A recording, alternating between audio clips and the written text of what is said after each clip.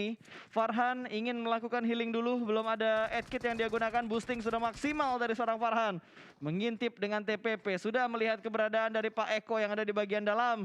Tapi apakah akan di-pick oleh seorang Farhan? Iya betul banget ya, ternyata Agung sudah berdekatan dengan seorang Rizky yang sepertinya akan segera di revive. Tapi ternyata di sini bahkan Arya pun ter-take down. Tinggal 2 player daripada Kepri di sini. Ada Hafiz dan juga Farhan. Mau nggak mau Hafiz harus membantu Farhan. Tapi Hafiz memilih untuk mundur terlebih dahulu dan ternyata dia lebih memilih arah yang lebih tinggi lagi untuk mendapatkan vision ke arah tim Aceh. Ya ini Khalil yang merepotkan banget untuk tim Kepri.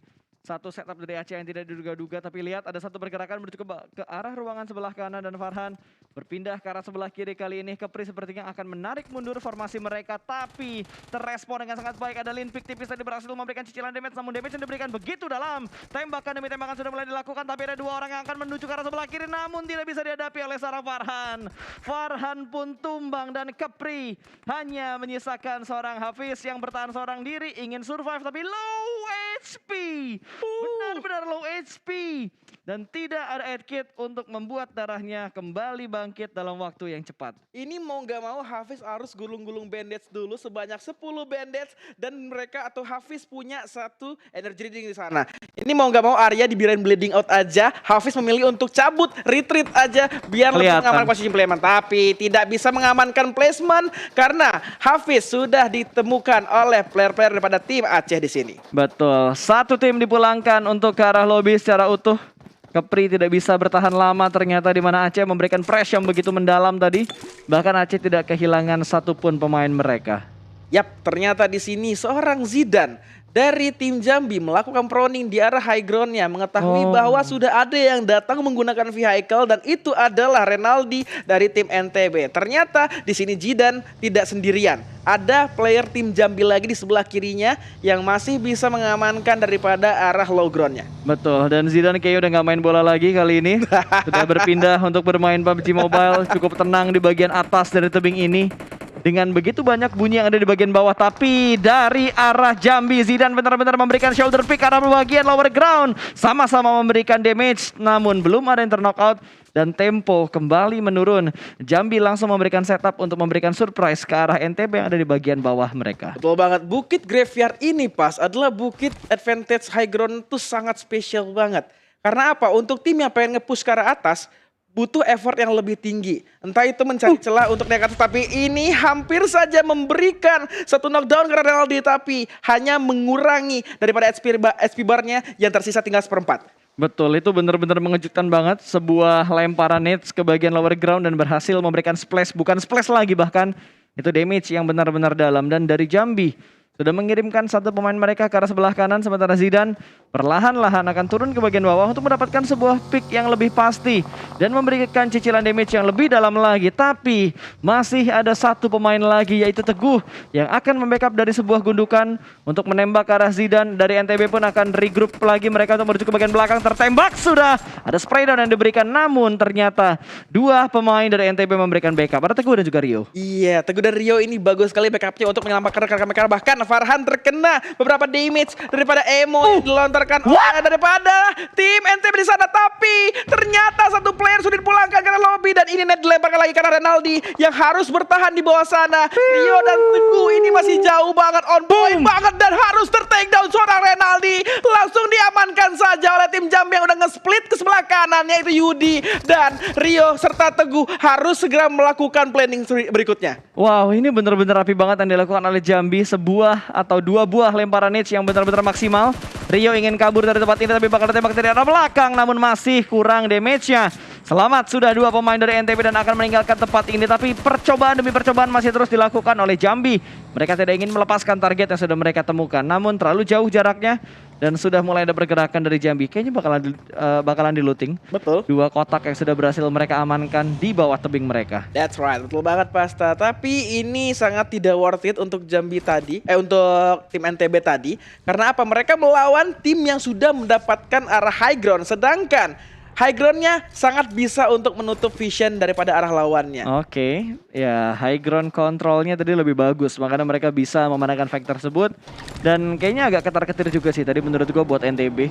Mereka ada di bagian lower ground, kalau misalkan ada tim lain yang datang dari arah belakang mereka atau tiba-tiba mungkin ada rotasi yang dilakukan dari tim-tim lain yang bisa nge-spot tempat dari NTB itu akan ngebuat lebih berbahaya lagi. Jadi mereka akan merelakan dua pemain mereka. Yap, lebih Dan- baik mereka cabut ya Mas ya. Betul, seenggaknya mereka bisa mengamankan placement yang lebih baik dibandingkan pulang di posisi ke-15. Yap, betul banget. Dan kali ini zonanya sudah mental ke arah utara.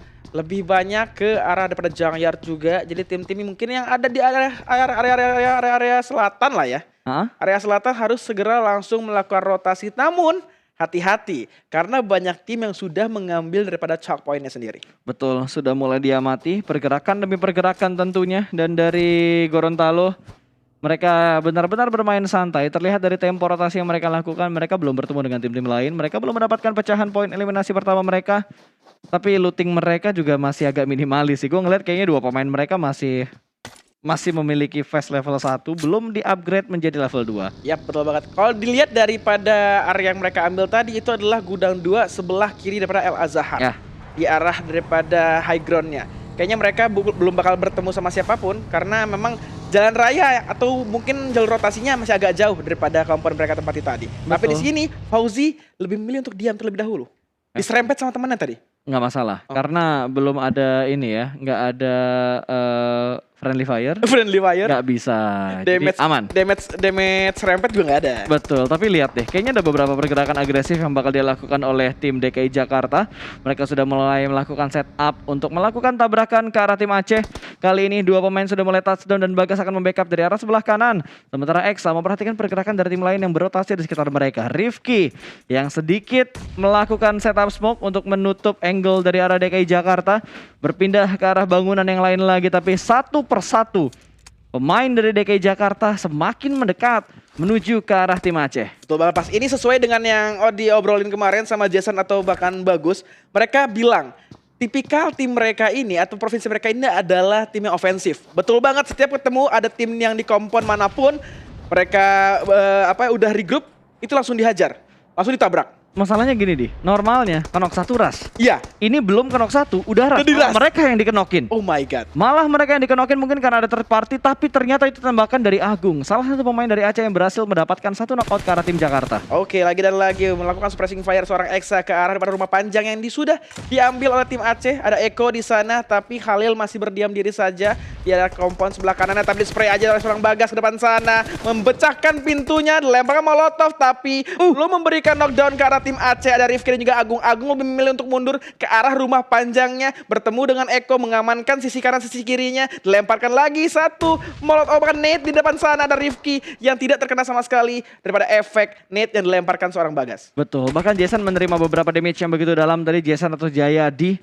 sudah menerima damage yang begitu dalam. Belum ada pemain yang terknockout lagi dari kedua tim yang sedang melakukan pick off kali ini, melakukan peperangan kali ini. Tapi Bagas dapat satu. Apakah mereka akan melakukan hal yang seperti mereka bilang, knock satu ras tapi knock dua? Sepertinya bakal langsung diras karena Khalil juga sedang dalam posisi terknockdown. Ditabrak langsung ke angle kirinya, mengambil blind spot yang dimiliki oleh pemain-pemain dari tim Aceh. Kali ini Rifki mempunyai tugas yang begitu berat, menjadi orang yang harus menjaga kedatangan dari dua pemain DKI Jakarta. Granat langsung dilempar ke lantai 2. Pergerakannya benar-benar dibatasi menuju ke arah balkon. Kali ini ada lompatan tipis dan granatnya meletup. Satu granat sudah mulai meletup dan sudah dipush dari arah bawah. Tidak dibiarkan bergerak terlalu luas. Ruang geraknya benar-benar diputus. Strategi push yang sangat rapi daripada tim Jakarta. Walaupun tadi Jason sempat ter-take down, tapi seorang Exa yang mau nggak mau dia adalah seorang rusher maju ke depan dengan total 6 elimination point sudah dikantongi daripada tim Jakarta di sini. Baru zona ketiga sudah 6 elimination. Wow, itu benar-benar permainan yang barbar banget yang dilakukan oleh DKI Jakarta. Tapi the show must go on ya. Dan tentunya kita bakal berpindah ke arah Sumatera Selatan kali ini yang cukup dekat dengan tim Riau. Ini tim Riau agak apes ya 2 match terakhir ini ya. Tuh, ini dia terjepit di area dari blue zone-nya, harus segera masuk, tapi tim Sumatera Selatan ingin menahan daripada rotasi mereka, Mas. Rahman di sebelah kiri, Alvin di sebelah kanan, tapi Alvin sepertinya aduh sakit juga ya zona ketiga keempat ini. Ya udah mundur aja lah ketemu Rahman di sini. Betul, dan gua rasa mereka harus memiliki keputusan atau mengambil keputusan lebih bijak. Mereka tinggal berdua, baru ngedapetin 2 point elimination, berarti fight mereka bisa dibilang seimbang lah dengan kehilangan 2 dan mendapatkan 2 poin eliminasi. Oke. Dengan cabutnya mereka dari tempat ini harusnya ini akan ngebuat mereka survive lebih lama lagi, kecuali Bertemu. dipotong dari depan. Itu dia, apalagi Baru dibilang. oh my god, Oh, ada NTB. Betul, dan NTB sudah terlebih dahulu untuk mengamankan bagian dalam atau play zone dari circle yang ketiga. Ya, ini PR-nya adalah Sumatera Selatan cuma punya 1 vehicle dan itu pun bagi. Sangat terbuka. Dan PR-nya adalah kalau misalnya ada 4 player yang langsung nge-press atau suppressing fire ke arah daripada player Sumsel tadi, itu bakal bahaya banget dan bisa memulangkan semua player ke arah Robby. Betul, dan kalau nggak salah tadi mereka dekat banget berpapasan ada di bagian belakang dari NTB. Betul. Dan ternyata NTB juga sedang mendapatkan tekanan dari tim Jakarta yang barusan aja memulangkan Provinsi Aceh ke arah lobby. Ya, nampaknya juga NTB di sini tinggal 2 player atau bahkan 2 player lagi sedang split. Nggak, kayaknya memang mereka tinggal berdua deh. Tinggal berdua. Kan tadi mereka fake di awal nggak sih? NTB. Oh iya betul. NTB fake di awal, kehilangan 2 pemain. Kalau nggak salah tadi Yang ada di di graveyard. sekitar Di Bukit San Graveyard. Martin tadi ya. Di lawan tim Jambi Iya. yang kita lihat tadi. Yang bener-bener bonyok banget tadi Iya. setupnya mereka. Oh, diingat ada Teguh sama Rio soalnya. Iya betul. Dan kali ini dari Rio pun nggak bisa berbuat banyak. Posisi setup mereka udah ketahuan sama DKI. Di tapping. Ini menurut gua bukan tapping press ya, tapi taunting tapping. Counting tapping. Menurut gua ya. Iya. Pemborosan emo. Karena kita nggak ngelihat arah tembakannya tadi ke arah mana. Yang dilihat cuma beberapa setup yang dilakukan tadi. Tapi kali ini dari tim Bengkulu bertemu dengan Sumatera Selatan, di mana Sumatera Selatan hanya menyisakan 2 pemain mereka dan headshot. Rahman tumbang, kali ini Rian berhasil mendapatkan kepala dari seorang Rahman dan hanya menyisakan seorang Alvin yang tersisa seorang diri. Rian begitu percaya diri, ada backup fire dari belakang, mengganti dengan menggunakan UMP, sedikit melakukan pick yang tidak terlalu over dan ada berarti sistem yang dilakukan oleh tim Bengkulu. Mereka tertib, tidak overpick dan benar-benar rapi untuk mendapatkan 2 pemain terakhir dari Sumatera Selatan. Itu yang baru dibahas tadi, bagaimana Sumatera Selatan hanya rotasi dengan menggunakan bagi, bahkan mereka hanya bisa bertahan dengan 2 player saja dan ternyata berjumpa dengan tim lainnya Bengkulu dan dipulangkan ke arah lobby. Kita bisa melihat di sini area dari Riau pun didapatkan oleh tim Jambi yang tadi berhasil mendapatkan dari tim NDB juga di arah graveyardnya dengan kali 6 AKM Taufik tapping ke arah tim lawan. Dan lumayan pedas tadi tembakan dari arah belakangnya, langsung memindahkan baginya ke arah lain supaya aman dan bisa tetap digunakan untuk melakukan rotasi. Masuk di circle yang keempat, Blue Zone keempat juga sudah mulai bergerak untuk menutup dan menciptakan circle yang kelima. Sementara dari Gorontalo, mereka bermain pelan dan pasti kali ini dengan 1 checkpoint mereka yang tidak terlalu besar sebenarnya. Tapi cukup lah untuk mengamati daerah pinggiran circle. Yap, ini mau nggak mau circle-nya lebih mengarah ke open field pass. Dan banyak sekali cekungan yang bisa dimanfaatkan tim-tim untuk menutup vision ke arah lawannya. Betul. Ini sepertinya akan menjadi fight yang seru, apalagi ini match terakhir untuk grup A pada Prapon kali ini. Yes, ini adalah match terakhir yang akan menentukan 7 tim yang nantinya bakal masuk ke babak grand final tentunya. Sementara dari Bali yang memang terlihat bermain agresif kalau kita ngomongin Bali di hari pertama, hari kedua, bahkan untuk hari ini mereka bermain benar-benar rapi, beberapa kali masuk ke barisan top 5.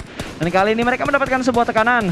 Ada Bengkulu di belakang mereka, tapi kita lihat dari tim Gorontalo yang mengusir satu tim yang berusaha menuju ke arah kompon mereka. Kalteng benar-benar dibuat dan di zoning out, tidak dibiarkan menuju ke bagian area dari Gorontalo. Hampir saja bagi seorang Ahmad tadi meledak karena sudah berasap banget. Untung masih ada low ground yang bisa dimanfaatkan untuk menutup vision dari tim Gorontalo. Tim Gorontalo masih mencari vision ke arah bawah. Ternyata ada 1 player dari tim Bengkulu yang terlihat daripada seorang Arya. Dilemparkan saja mencoba mengkongrasiana, langsung mengganti dengan high toss-nya. Dan langsung ternyata di sana seorang Rian yang lebih on point poin granat yang lebih cepat matang ke arah tim Gorontalo. Rivaldi masih harus melakukan healing terlebih dahulu. Namun Andri mau nggak mau langsung follow up daripada rekan-rekannya yang sudah melawan tim Bengkulu di depan sana. Itu granatnya mateng banget gak sih? Depan muka. Enaknya jadi caster ya, kita bisa ngelihat berapa jarak lemparan dan apakah granat itu on point atau tidak. Ada indikator yang Betul, ada garis-garis pelanginya gitu kita kan. tahu kan ya. Betul sekali, dan kali ini Gorontalo bener-bener bonyok banget. Rian menjaga dua pemain dari Gorontalo seorang diri dan Hakim akan segera datang dibantu begitu saja. Touchdown, tabrak langsung ke arah shake-nya. Dua mobil, satu berada di arah belakang tapi Hakim terlalu maju ke depan. Offside position dari seorang Hakim. Satu tumbang bahkan dua tumbang karena Rehan juga terpick off dari arah yang lain. Ini tentunya menjadi sebuah setup yang tiba-tiba menjadi sebuah malapetaka untuk tim Bengkulu. Yap, ini Rian rapi banget, dia memberikan suppressing fire ke arah depan karena apa? Agar seorang Hakim bisa mundur dan segera di revive oleh seorang Rian. Tapi hati-hati, ini udah nggak zona. Kita bisa melihat Bengkulu ada di arah utaranya dan agak cukup jauh untuk masuk ke zona yang ada di selatan. Betul, Rian kali ini sudah berhasil melakukan revive. Ada sedikit tembakan tapi granat yang lagi-lagi datang membuat Hakim tumbang untuk yang kedua kalinya. Dan Fatihah bakal membackup dari arah belakang tentunya, yang dimana mereka tidak boleh terlalu lama di posisi ini karena mereka sudah ditinggalkan dari zona yang kelima. Ada sedikit smoke ke arah sebelah kiri, bertemu angle shootnya, dan Rian benar-benar dibuat galau antara revive atau Vike untuk menghadapi dua pemain dari tim Gorontalo. Ya betul banget, Gorontalo udah maju banget. Satu orang ini berusaha untuk mencari vision tapi dibakar di depan sana. Belum terkena damage, tapi Rian lagi dan lagi harus merevive seorang Hakim yang sudah terknock out sebanyak 3 kali. Betul, dan Hakim, aduh, baru di revive, kenok lagi, baru di revive, kenok lagi. Karena memang benar-benar low HP, tapi Arya ditembak dari belakang. Namun ternyata punggungnya berasa kura-kura, tidak menerima damage yang terlalu dalam kali ini. Fatihah bakal langsung memberikan follow up-nya. Ada lemparan granat lagi, ternyata smoke yang bakal dilempar, tapi Molotov juga bakal dilempar dari arah belakang. Melihat satu pemain mereka, ada Taufik yang sudah mulai ditumbangkan, tapi Blue Zone juga begitu menyakitkan. Dan trade talk-nya terjadi 2 tukar 2. Hakim maju seorang diri, yang kenok 3 kali malah menjadi orang terakhir yang hidup dari tim Bengkulu. Ini plot twist banget pas. Tapi ini adalah fight yang sangat gak worth it. Apa? Karena ini zona jauh banget, ditambah vehicle udah meledak semua. Apalagi satu player daripada tim Gorontalo, Andri, udah nungguin seorang Hakim di belakang sana. Mau nggak mau, ini seorang Hakim harus berhati-hati. Tapi ternyata mendapatkan satu player sedang rotasi di atas sana. Tim Sumatera Utara diketahui posisinya oleh Andri. Tapi Andri tidak bisa bermain aman karena Hakim sudah menunggunya. Hakim pun harus segera mengamankan posisinya. Betul, tapi Hakim harusnya ketahuan sih. Harusnya bisa dipulangkan karena lobby karena hanya tersisa Hakim aja. Dan dia benar-benar bergerak seiringan dengan Blue Zone-nya tadi. Dan langsung ditumbangkan. Terlalu banyak tim yang bisa melihat pergerakan dari seorang Hakim yang sudah terknockout 3 kali.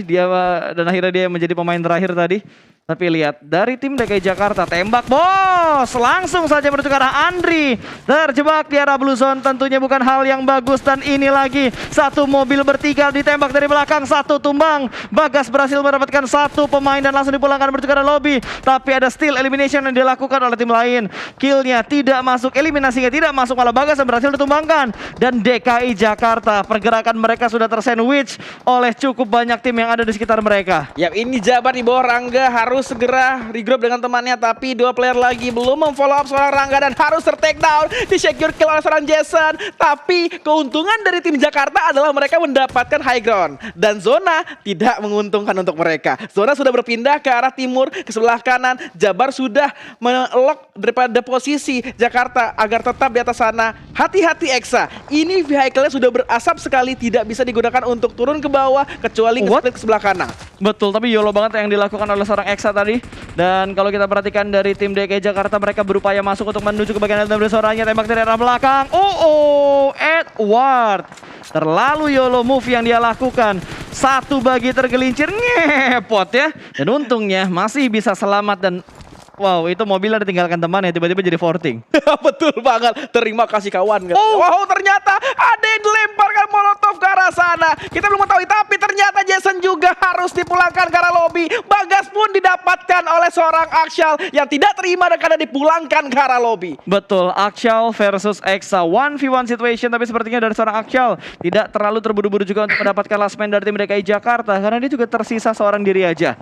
Ini jaraknya tidak terlalu jauh dan ada beberapa lemparan utilities juga yang dilemparkan menuju ke arah seorang Akshal.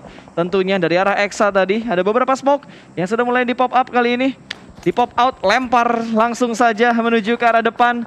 Dan Exa melihat satu pemain low HP untuk Exa. Sama-sama memberikan dealing damage, tapi ternyata dari Exa tadi belum mendapatkan beberapa damage-nya. Ke arah Akshal, kali ini keunggulan menuju ke arah seorang Akshal. Masih bermain dengan tempo, intip sedikit. Sementara Exa masih fokus dalam melakukan 8 kit-nya. Dan berhasil sudah mengganti dengan M249 Rambo. 150 peluru karena ada extended-nya. Pas, lihat berapa elimination dapetin Jakarta? 10 elimination dengan seorang Exa yang masih bertahan. Ini bener-bener bisa dibilang udah kuat banget DKI Jakarta untuk berada di juara grup daripada grup A kali ini. Betul, tapi lihat yang dilakukan sama Kalbar juga hebat kali ini. Mereka sudah mendapatkan 8 poin elimination kali ini. Dan mereka masih bertahan dengan 2 pemain mereka. Tetap ingin mendapatkan tambahan poin. Nah itu tetanggaan ternyata cek ke dalam shaker dan berhasil memulangkan rival dia menjadi last man untuk tim Gorontalo. Berarti udah ada 9 poin eliminasi untuk tim Kalbar. Betul banget ya. Ini posisinya adalah Maluku dengan 3 player. Lalu Kalbar dengan 2 player. Oh, Kalbar pun masih 3 player pas. Yang kesorot cuma 2 tadi. Oke, 3-3-1 betul. Berarti ini Kalbar 3, Maluku 3 dan satu lagi tim Jakarta seorang Exa yang bersabar, nggak mau open fire lagi. Lebih baik menunggu daripada tim Kalbar dan juga tim Maluku harus perang dulu. Cahyo harus ter-take down. Padahal sempat men-tapping dengan mininya. Ini Jarudi. Lemparan net kalah hadapan Exa. Exa sudah ketahuan posisi depan sana. Apakah akan nade-nya connect karena Exa tidak sama sekali. Bahkan tidak mencicil HP bar daripada seorang Exa. Dilemparkan nade yang kedua. Ternyata berkurang splash damage ini yang mantep banget dari seorang Rudy. Melemparkan molotov lagi ke orang Exa. Exa pun harus bertahan di pinggir daripada blue zone. Yang mau nggak mau harus set up smoke untuk bisa segera masuk ke arah daripada play zone. Ini bener-bener di ujung blue zone loh. Literally ujung ini. Ini bener-bener jalan dikit lagi langsung kena damage. Langsung DPS-nya masuk ke arah Exa. DPS daripada zona ke-7 loh Pak. Betul, itu nyelekit banget ya. Ampun-ampunan bener. Bener-bener. Ini PR banget Exa karena apa? Di sebelah kanannya udah tunggu sama Maluku tapi ternyata seorang Rifki mendapatkan seorang Exa. Ini tinggal Kalbar dan juga Maluku yang akan fight untuk mendapatkan WCD di match terakhir grup A pada hari ini. Betul, dan kondisinya berimbang 3 lawan 3. Ini fair banget untuk kondisi terakhir di match yang terakhir antara Maluku versus Kalbar dengan 3 lawan 3 dan setup mereka bisa dibilang tidak jauh berbeda. Apakah tidak ada healing untuk seorang Rifki ya? Yoi. Karena itu udah low HP banget men dan belum ada aid kit yang ditancap untuk membuat darahnya kembali putih. Ini mau nggak mau kalau Zaki punya pun harus bagi-bagi, Pren. Pren, bagi Pren. Gua udah nggak ada darah lagi nih, Pren. Pren, lu buka jalan aja, Pren. Lu buka jalan aja, Pren. Udah, Pren. Lu ngebet aja ya, bahasa gitu kan? Biasanya kayak gitu. Gue TB-in. Ya biasanya, lu TB-in deh, ntar gua counter shoot terus tiba-tiba, kalau telat backup ya gimana ya? Gue lupa. Itu dia. Kadang lupa ingat gitu kan. Dan sudah mulai ada smoke yang dilemparkan ke bagian depan. 1, 2, 3, 4, 5, 6, 7 smoke kurang lebih. Oke. Yang sudah di setup untuk membatasi vision ataupun penglihatanan dari kedua tim yang bertahan. Untuk 2 tim terakhir ini temponya benar-benar turun ya. Betul. Ini benar-benar langsung low tempo. Kalau misalnya bisa didengar dari beberapa caster bilangnya apa pas? Apa tuh? Calm before the storm. Oke. Ini dia calm before the storm. Dengan sama-sama kuantitas 3 player, Kalbar dan Maluku sama-sama menahan dan bersabar. Apalagi juga sama-sama dapetin daripada pinggiran zonanya. Jadi mereka nggak mau terlalu terburu-buru, nggak mau. Karena ini adalah fight terakhir mereka. Betul sekali, dan sama-sama melakukan setup dengan setup yang tidak terlalu berbeda lah. 2-1 untuk kedua tim ini melakukan setup. Ada satu pemain mereka yang mengasingkan diri, ada 2 pemain yang melakukan stick seperti yang dilakukan oleh Kalbar dan juga seperti yang dilakukan oleh Maluku. Ini bener-bener tempo yang bener-bener lambat mereka lakukan. Dan Circle kayaknya lebih condong ke arah tengah dan Oh my god. granatnya matang banget dapetin satu. Apakah ini akan ada meta agresif? Knock satu ras dan Molotov yang dilempar. Tidak langsung untuk membakar dua pemain dari tim Kalbar. Lihat perlahan-lahan bergerak menuju ke arah sebelah kanan. Kali ini flank yang begitu sukses dilakukan oleh tim Maluku. Ada satu pemain mereka yang sudah dikirimkan ke bagian depan dan siap untuk memberikan distraction ke arah tim dari Kalbar. Ya betul banget, dua player daripada tim Kalbar. Ini udah ter-take down pas. Mau nggak mau Andika harus berjuang sendiri. Bahkan tidak ter-take down, itu di revive. Seorang player lagi. Masih aman dengan 3 playernya. Tapi PR-nya adalah Kalbar harus segera masuk ke arah play zone. Sedangkan ini adalah open field banget. Itu ke low ground. Low ground didapatkan daripada tim Maluku. Dan tim Maluku punya gundukan untuk menutupi vision ke arah Kalbar. Ya betul, dan terlihat satu pemain, itu Cahyo bener-bener udah kehilangan health bar-nya. Tapi dua pemain dari Kalbar tumbang, last man standing kali ini harus menghadapi dua pemain, bahkan 3 pemain dari tim Maluku. Dan winner chicken dinner untuk tim Maluku di game yang terakhir. Yes, that's right banget. Tim Maluku berhasil mendapatkan WWCD pada match terakhir Prapon kita kali ini. Di Pekan Olahraga Nasional ke-20 Papua 2021. Waduh. Tim Maluku mendapatkan WWCD kali ini. Betul sekali, ini dia tim Maluku. Berapa tadi? 10 ya? Oh 7 7 tambah 15 tuh 22. 22. Total poin dapatkan Maluku pada match terakhir kali ini. Kita akan penasaran banget nih pas.